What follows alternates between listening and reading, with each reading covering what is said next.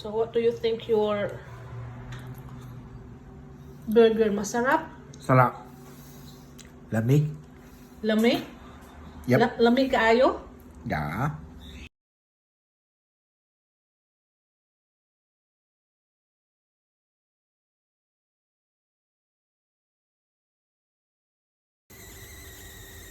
Pwede nyo rin lagyan ng itlog. Diba? Eh kung wala ng itlog, tapos meron kayong naiwan na pinya. Sa anak ko, nag-request siya na lagyan ko raw ng cheese. Kaya lagyan ko siya ng cheese. Oh na, ayan.